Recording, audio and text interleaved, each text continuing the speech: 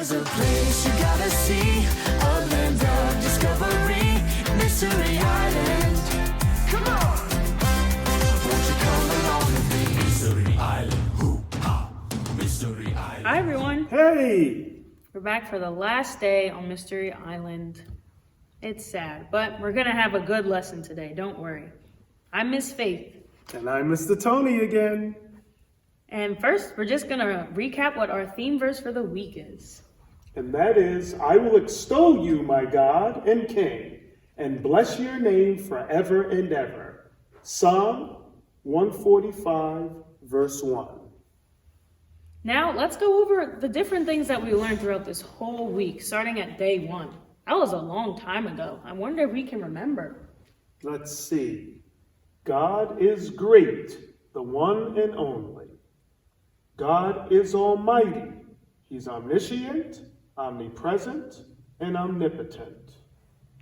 God is ruler, the holy King. God is Emmanuel, our loving Savior. And for the last day, drum roll.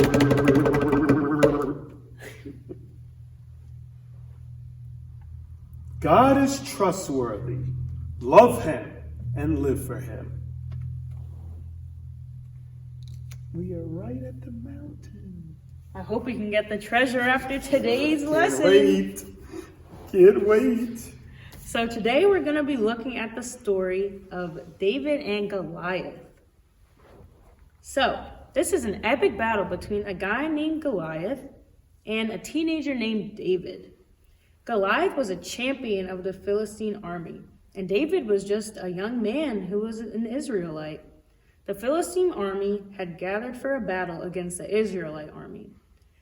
The Israelites were God's special people, and the Philistines were their enemy. The Philistines were standing on the mountain on one side, and the Israelites stood on the other side, with a valley in between them. The great champion Goliath came out of the Philistine camp, and he was over 9 feet tall. That's bigger than Shaq. Wow. He came from a family with 4 other brothers and one whom had 6 fingers on each hand and 6 toes on each foot. I only have 5. I only have 1 plus 4. It was an unusual family size-wise, to say the least. Goliath had a helmet of bronze on his head and had a suit of armor on his body that weighed 125 pounds or more. And he had a javelin that was the size of a weaver's beam. That's about 13 feet long and over 30 pounds. Every single day for 40 days, Goliath would come between the 2 armies and shout to the Israelite army. He would taunt them and try to get someone to fight him. Goliath wanted the war between the 2 countries to be settled by just himself and one Israelite fighting. If the Israelite killed Goliath, then all the Philistines would be the Israelite servants. But if Goliath killed one Israelite, then all the Israelites would have to be the servants of the Philistines. The leader of the Israelite army was King Saul. When he and his army heard Goliath's idea, they were super afraid. Nobody was willing to fight against Goliath. He was too big. Now, there was an Israelite family whose father was named Jesse, and Jesse had 8 boys. The oldest 3 were in the Israelite army. The father, Jesse, asked his youngest son, a teenager named David, to take some food to his brothers and the other Israelite soldiers. After arriving, he ran to the front lines just as Goliath the giant was coming out with his usual taunt. All the men in Israel ran away when they heard Goliath. David witnessed all of this and asked what was going to be done for the person who fought Goliath. He was upset because he saw that Goliath was mocking the army of the living God.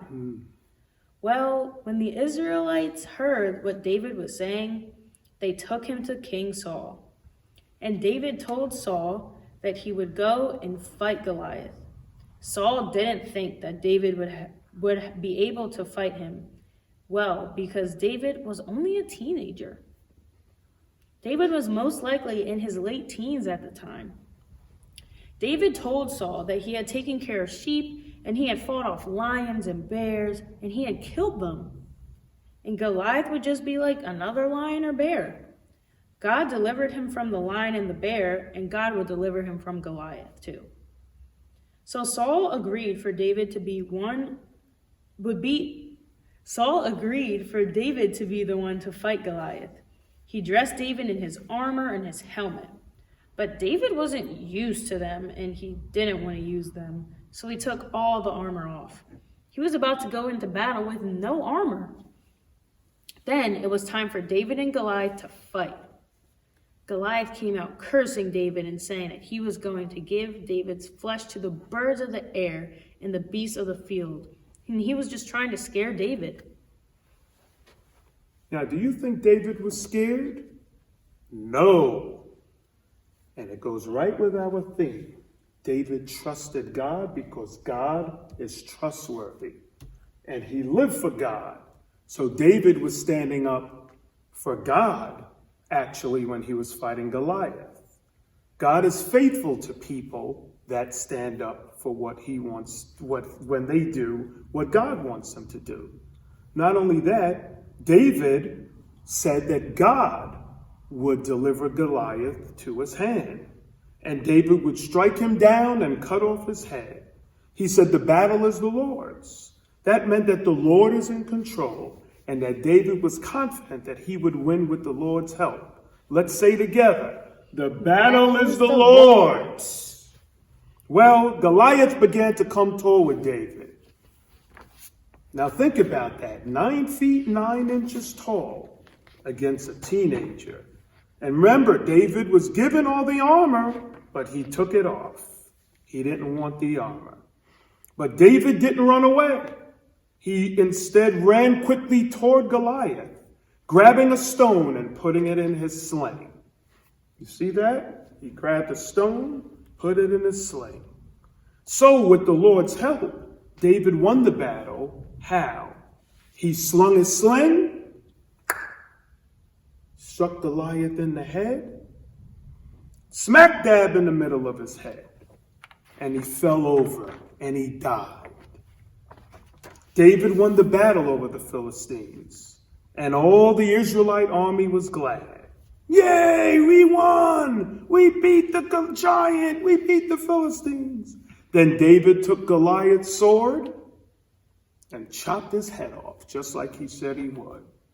And all the Philistine army ran away.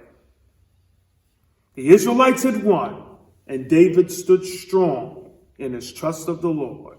Now, how awesome is that? Little teenager, big giant, all that armor, big sword, just a sling and a rock. But God is trustworthy. So when we fight for the things that God wants us to fight for, he's going to make us victorious. Wow, that's a crazy story. Yeah. Isn't it crazy how good God can be when you just trust in him? Let's go over what our theme verse for today is. And it's right here, Proverbs chapter 3, verses 5 and 6. And it says, trust in the Lord with all your heart, and do not lean on your own understanding. In all your ways acknowledge him, and he will make straight your paths. Proverbs chapter 3, verses 5 and 6. Nice. Just some things to remember from this lesson. The most important thing, just know that you can trust God with everything. And just having that confidence that David had, because he trusted in God, he was able to defeat the big giant that he probably never even knew he was going to face one day. So just know that when you have giants in your life, you always have God to be trusted in. That's it for our trip to Mystery Island, unfortunately, the last day. But let's look at all the things that we learned this week. We know that God is great, and he's the one and only God. We know that God is omniscient, omnipresent, and omnipotent, and he's almighty. We know that God's the ruler, and he's the holy king. We know that God's Emmanuel and our loving Savior. And today, we learn that God is trustworthy and that we can love him and that we should live for him. And I think that the treasure that we found is in these 5 medallions right here, right? I think so too. But we want to love him and live for him. Should we go over the verse one more time? Yes, let's do it together. I will extol you, my God and King, and bless your name forever and ever. Psalms 145, verse 1. Thanks for coming out with us. See you later. Hope you have fun. We did. I love you, O Lord, my strength. The Lord is my rock and my fortress and my deliverer. My God, my rock in whom I take refuge, my shield and the horn of my salvation, my stronghold. I call upon the Lord, who is worthy to be praised, and I am saved from my enemies.